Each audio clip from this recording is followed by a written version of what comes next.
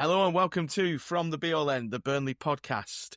This is the debrief for Coventry City 1, Burnley 2, a result that lifted the Clarets to the top of the championship table. Just let that sink in for a second. I'm sure you've all been taking the piss like I have out of Leeds United and Sheffield United, supporting friends, colleagues, rival footballers, etc., etc. But yeah, pretty much what we talked about. I think Chris said he sniffed the chance of us going on and winning the championship. Well, we are now in pole position. 2 goals from Jadon Anthony and an offside goal, which is, I've never seen such an easier decision to be made. That wasn't made by another rank bad set of officials in the championship, having put Coventry ahead through Haji Wright. Jadon Anthony scoring each side at half time to give the Clarets that 2-1 win. Shef United going down at Oxford United. Leeds only securing a point at Luton Town. Clarets now 1 point clear. Chris, let's start with you. It was a performance which, on the surface, looks like a run-of-the-mill-ish 2-1 win. Coventry didn't create a lot, but there was a lot of real positives when we think about what's to come in the final few games. Strong jaw, defensive stability, which we've talked about. But there were lots of positives from that game, wasn't there? Aside from the scoreline and aside from, what the newspaper column inches might tell us. Yeah, we spoke recently about sort of improved chance creation. They're looking more fluid, a better footballing team as such. But they've just shown again when they have to go to the well and dig in, they've got that as well. You've got it's a young team, but they've got this sort of nous and streetwise nature about them. They know how to kill a game, take the sting out of a game, and grind down opponents and grind down the clock as well. Really, it's hugely encouraging from last year, where famously you looked at the spine and there was no spine, there were no leaders, and you've got a team now who all appear to know their jobs. They know how to win games of football, which is critical, obviously. And usually, there wasn't a moment for me yesterday where I thought, even at 1-0 to what arguably one of the most contentious goals I've ever seen scored against Burnley, that I didn't think we weren't going to turn it around. Even if they don't have to be at the fluid flowing best, we were always going to turn it round. As soon as you get your nose in front, we're always going to see it out. They didn't have a shot on target second half for all this supposed pressure they were under. They scored a goal that shouldn't have counted, and then James Trafford could have had a deck chair out second half. So. Yeah, and Woody, the save from Trafford in the build up to the goal, which was given by the officials despite Haji Wright being in a different postcode. Super stop from James Trafford. I think a lot of people have kind of gone, well, it's all right, kind of this defensive record, but he's not really had a proper save to make. That was again a sign that he pushed that ball onto the post. Super save, but Chris is right. Other than that, apart from the odd claim out of the air, not a lot for the defence really to get too sweaty about, was there? Yeah, he makes as many saves as Lyle Foster seems to make chances once every 4 games. It's and at least he's there to actually to save him. It was odd actually going behind, wasn't it? I can't remember the last time we did that this season, and so that ability to kind of shake your head out of your slumber, especially over here at silly o'clock in the morning, and then we managed quite easily to get a goal back, and Jadon Anthony didn't manage to spoon it over the bar, and nothing ridiculous, and made up for his couple of misses last week by bagging a brace. But like we've said, it's that ability to find a way, because it wasn't the prettiest game. We weren't at his best by any stretch, but we more than did enough. Found a way, and Coventry weren't great, but they had something about him. You know, obviously with Adji right up front, there's a bit of pace up there, and there's a bit of nous, and they always felt like they were a bit of a threat, even though Coventry seemed to play like a weird Fabio Capello side. You know, where they just sat really deep and just like twatted exocets at the target men whenever they felt like it. Yeah, and barring, you know.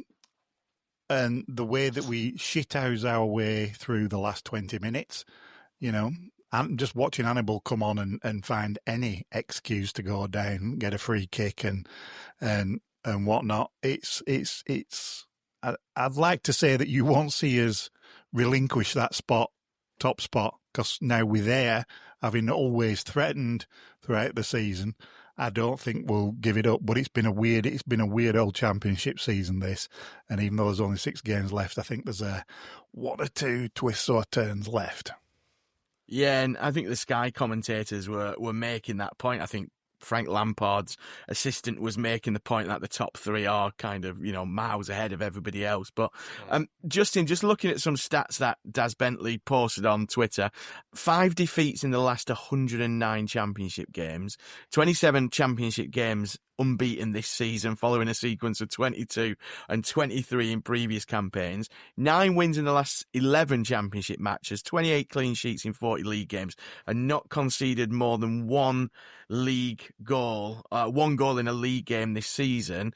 Woody's right, there's going to be twists and turns, but you kind of think getting his noses in front at this stage, and I wondered whether the Sheffield United game might be the game where we finally get his noses in front. It gives this team something to really build on and defend, which we know they love doing. You know, they love that defensive nature of football, don't they? Are you as optimistic as me, or are you as kind of still roller coaster to come for, you know, that Woody's predicting? I don't know. I think it's still all to play for between those top 3 sides, isn't there? There's only 2 points in it between the 3 of us.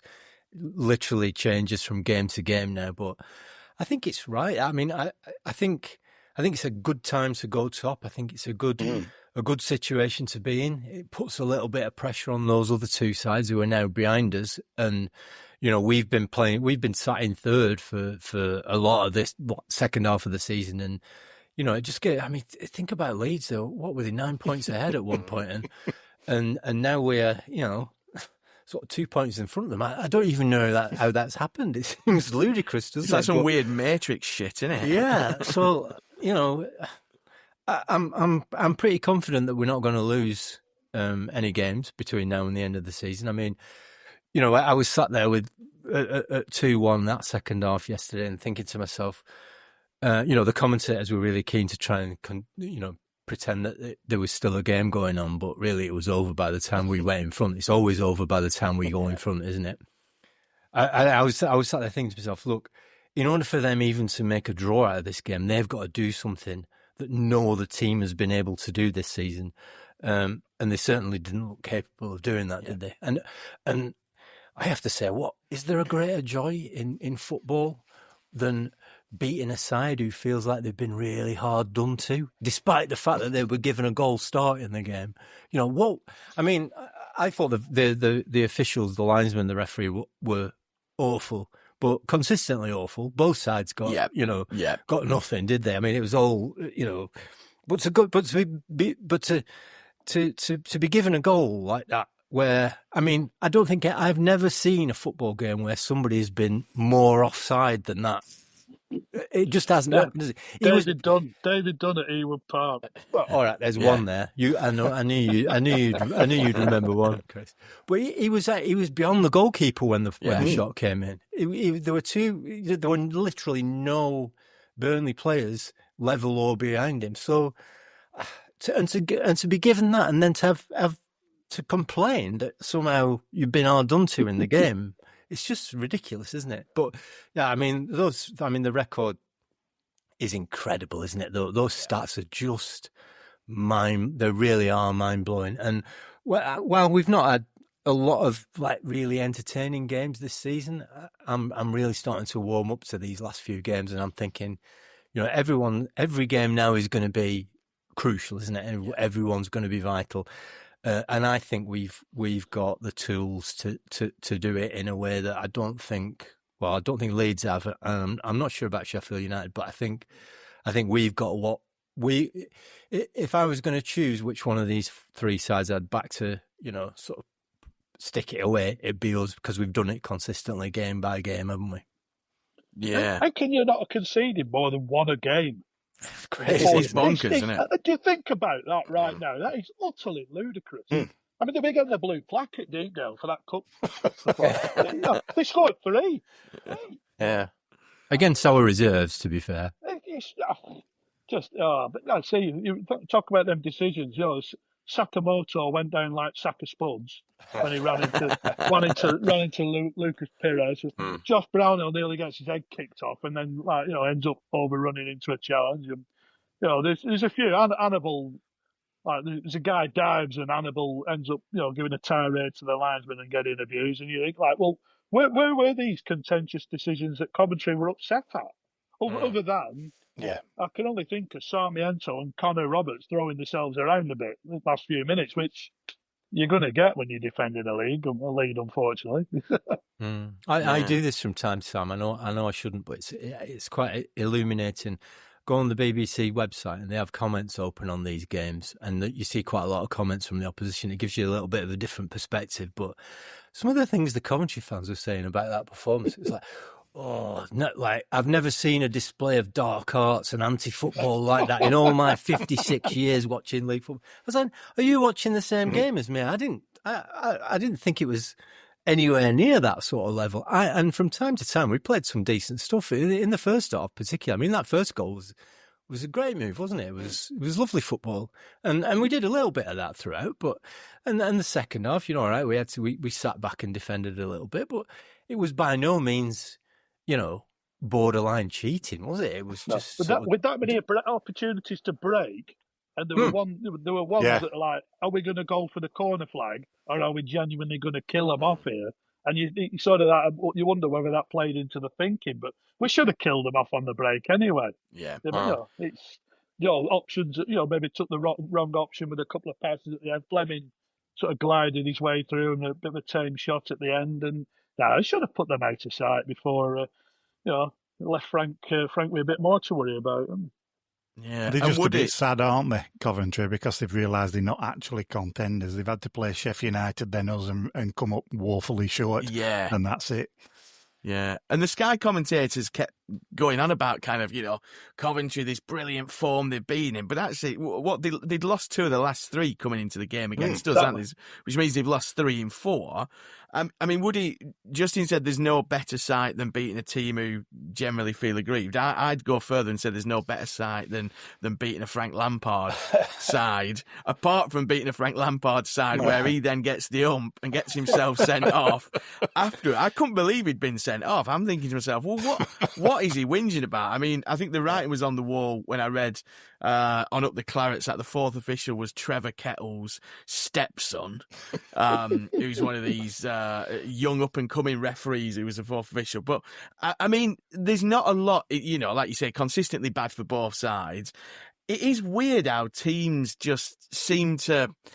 I don't know. Is it an aura that we have as a team? Is it that kind of, because Coventry didn't really push in the same way as perhaps Bristol City did, but lacked a bit of, Bristol City perhaps lacked a little bit of, quality. There's a lot of good players in that Coventry side individually. I think Haji Wright's got plenty of goals, and, the core comms was saying, he had him down for 20 goals had he stayed fit.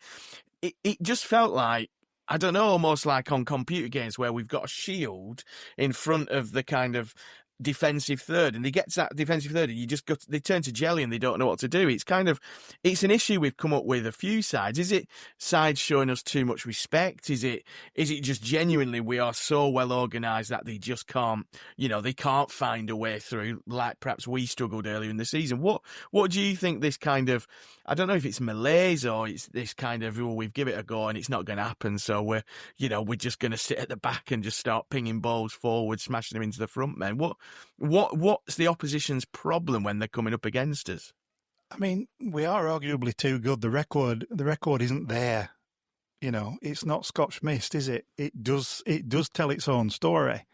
And if you were to take the Premier League out of the equation, just forget about that. And I think it's one of the things as Burnley fans, we're just looking at next season, and we've looked at, more or less a decade on and off in the Premier League, and we know how short we are there. And so we look towards that. But if you take that out of the equation and just look at us as a Championship side, we're arguably going to wind up being the best one. We're going to be up there as being the best one in the modern era.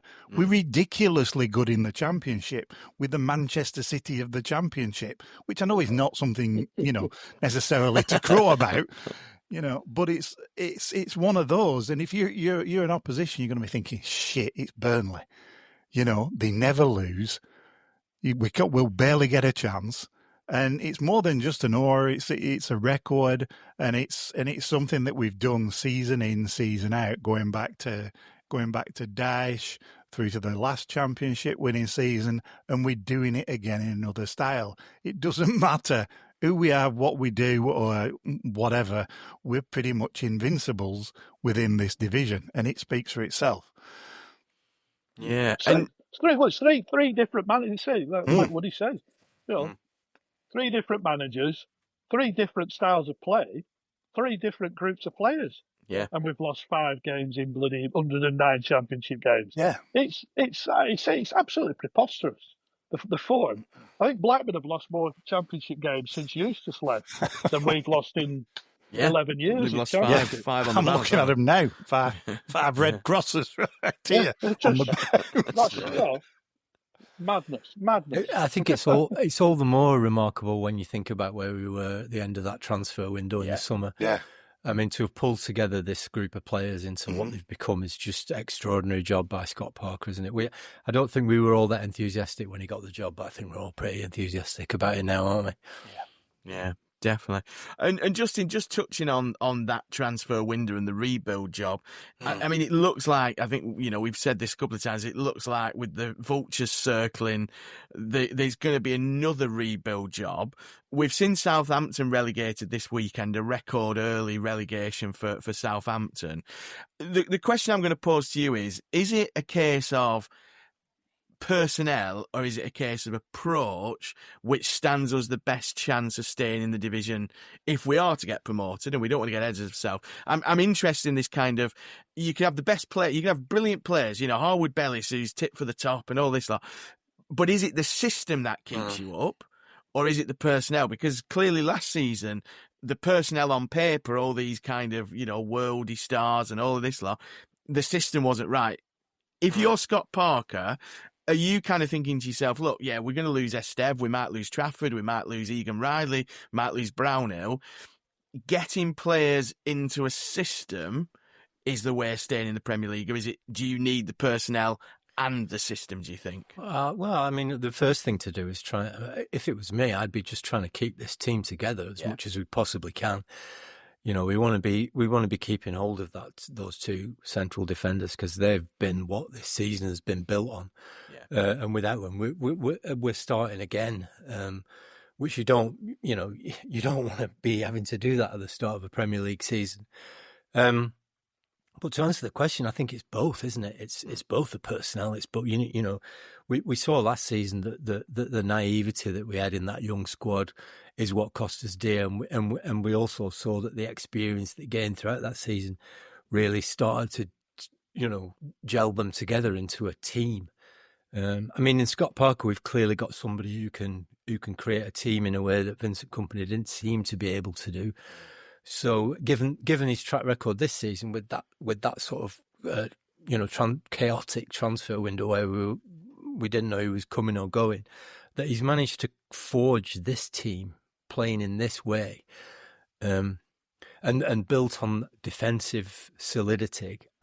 I'm a little bit more optimistic about our chances in the Premier League, but I think we've seen over the last 2 or 3 seasons that really, if you want to stay in the Premier League coming up from the Championship, you've just got to spend like £400 million or something like that. Yeah. That's what you've got to do, and that the teams that have done it have done that, and we can't do that. So, it's not out of the question, but I do fear that we're going to be too good for the Championship and not good enough for the Premier League, and probably there are a handful of teams like that now, aren't there?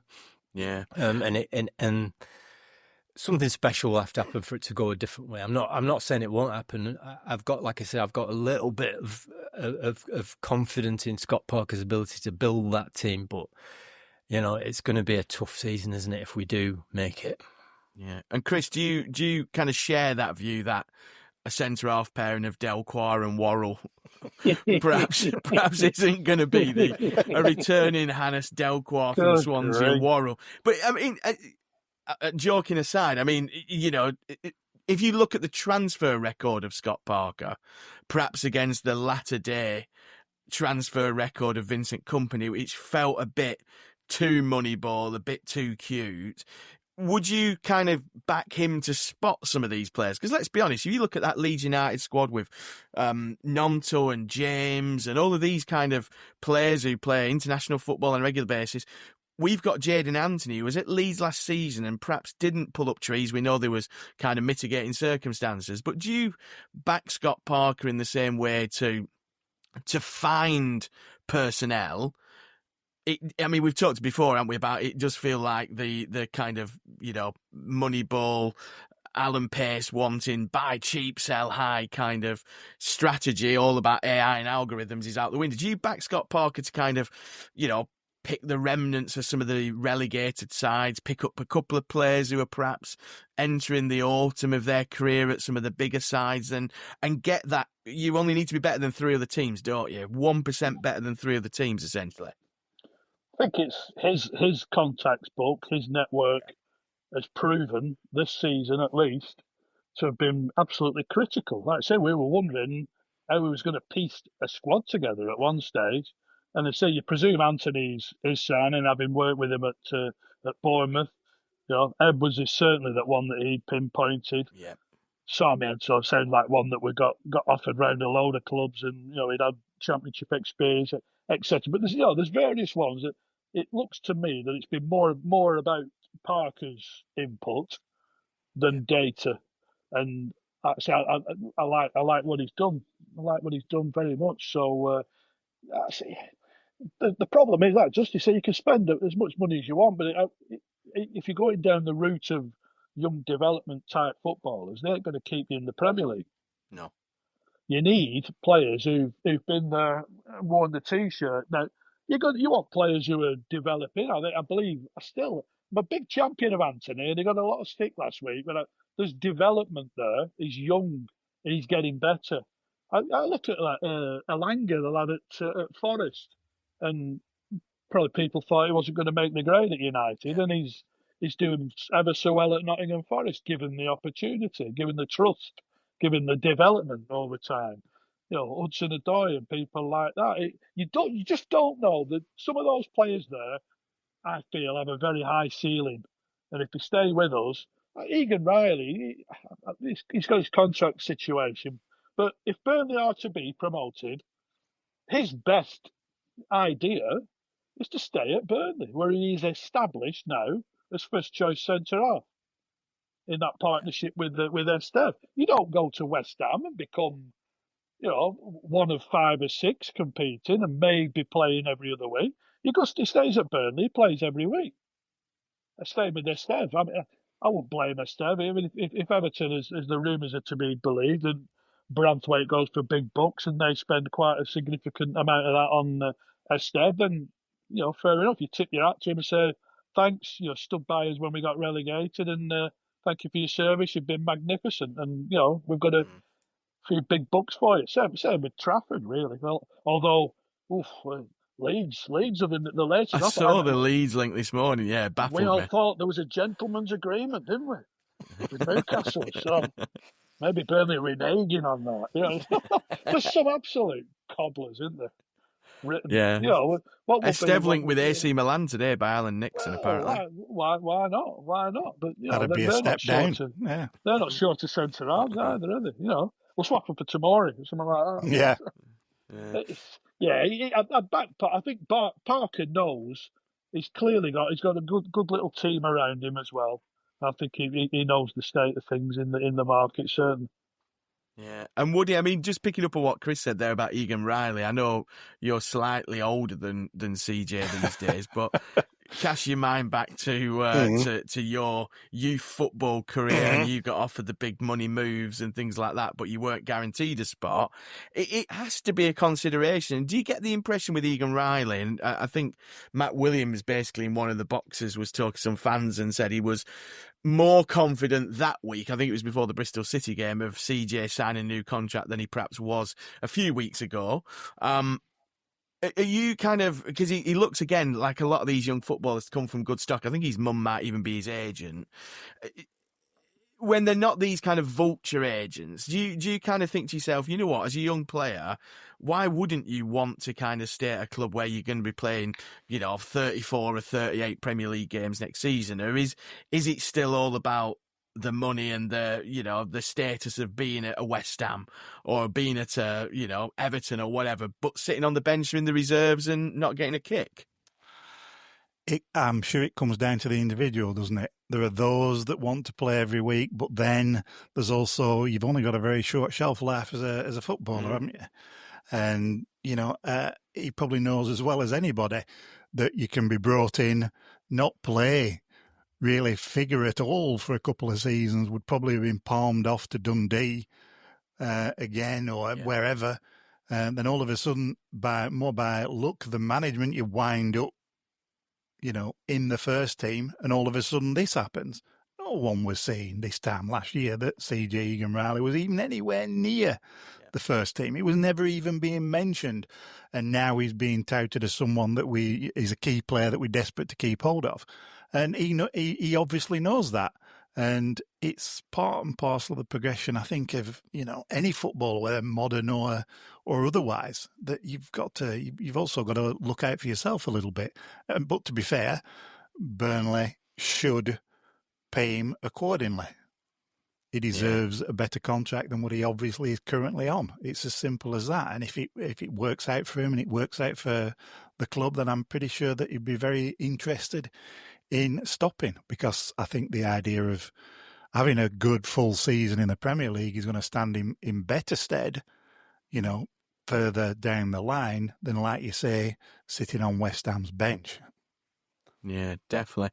Before we go, let's have a look ahead to the midweek fixtures tomorrow. Obviously, Clarets at Derby County, who's good run under John Eustace, which started with that win over Blackburn Rovers, coming to an end with a 1-0 defeat at Swansea. But Shef United at home to Millwall. Leeds travel to Middlesbrough in the 8 o'clock kickoff. Chris, it's another one of those days where it can ebb and flow, and there could be, a shock result here. There could be something there, because it's weird, as we said, the Championship. But Derby away for the Clarets. Let's focus on that. Another one of those fixtures where we perhaps go in with a bit of confidence that if we can get his noses in front, we can win it. If we stay tight, we can get at least a point. How do you assess the Clarets going to Derby and perhaps the decision to rest Zian Fleming at Coventry? Does that come into the thinking? What's your kind of thought process? It's quite similar to Coventry. It's a grand old club who have fallen on hard times. They were doomed before Eustace. I think everyone was openly mocking Eustace. What on earth are you doing? He's going to end up finishing above that lot. And hopefully, he doesn't answer his points tally with on tomorrow night sort of thing. But I don't think they have the quality that Coventry have in that respect. But it's another one that, as I said before, the Coventry game, we're in this habit of going away from home and doing what has to be done. Professional display. If we can turn it on, a la Plymouth or something like that, fantastic. But I just back these boys to go there and get the job done, no matter what it takes. They'll go there, dig deep if they have to, and they'll turn it on if they're able to. I back them now.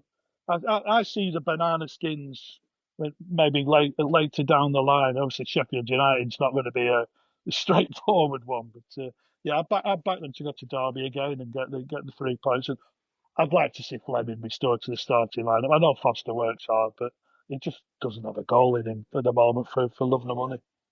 Yeah.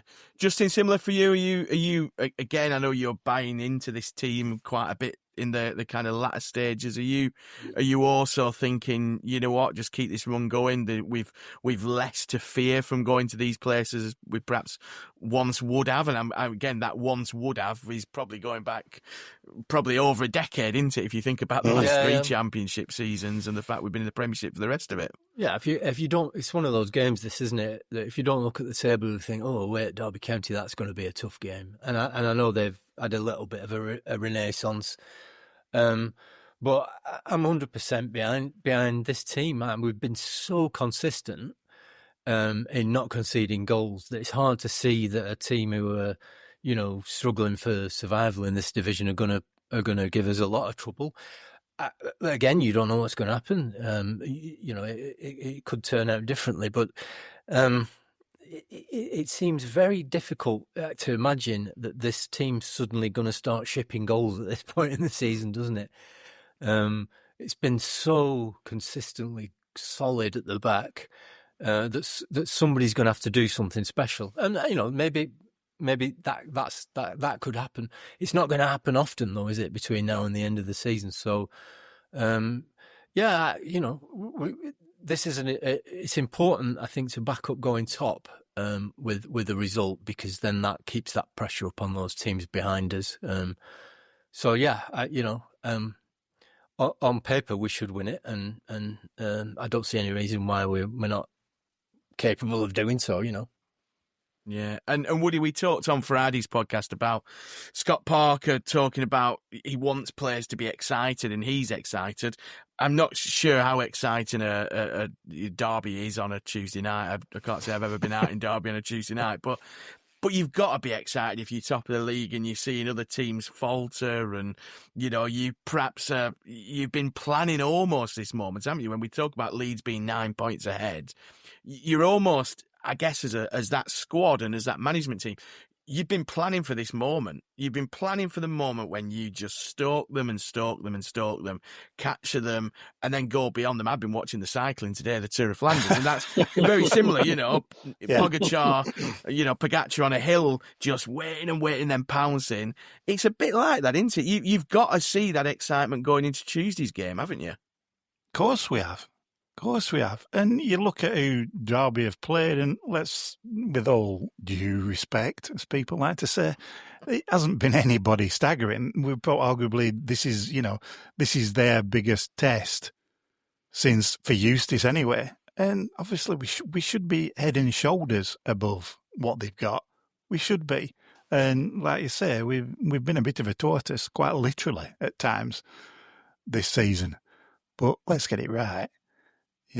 This is we shouldn't be going there, and it's going to take something unfathomable for us to suddenly stop doing what we've been doing extremely well all year. And so I'm quite looking forward to it. Bring it on. Let's see what happens, and let's watch everybody else now play catch up to us. I think it's one of them things, isn't it? Though we're kind of nervous, aren't we? To say, we're really good. We're going to go there and smash them. You don't want to say it because I don't know if you're anything like me, but I always think if I say it, it won't happen. I know. I don't see us smashing them in any way, shape, or form. I think that'll be another one where they've got to sort of dig in and grind it, maybe. But I think it's tougher tasks down the line, as I say. Definitely. Yeah, we don't have to grind it. Let's put it that way. Definitely. Well, just for those who are keeping count, Blackburn Rovers currently in 12th, 32 points behind the Clarets. I know a few of you are trying to keep count of where Rovers are and them having won the league back in August and things. So let's end on that positive, as well as uncharacteristic positivity from Justin Boards and Woody. But yeah, anyway, there we go. Hope you enjoyed that. enjoy the game tomorrow, whether you're down in Derby on a Tuesday night. You'll have to let us know if it is worth going to or not. Or if is it all right on Tuesday night? I remember being in the press room years ago, and the old boy, the steward, insisting that we took some cans of pedigree, the beer, not the dog food, for the car journey home, which was great. He just basically, they used to have that fridge with the beer, and he just went, "Go on, lads, get yourself in there, like get some for journey home." And we were like, get like all sorts of freebies. I'd rather have dog food, to be fair. He bump into the Tin Man as well. He was, of course, he used to work at on local radio down there. It's always good to see Ted. Yeah, definitely. Well, hopefully you come back with a better beer than pedigree, I should say, but and maybe you'll bump into the Tin Man as well. But wherever you're watching the game in the world, do enjoy it. We'll be back on Friday with a preview of games coming thick and fast. I think it's Norwich at home on Friday as well. So 2 big games this week for the Clarets. Enjoy them wherever you're watching. And until we see you again, up the Clarets.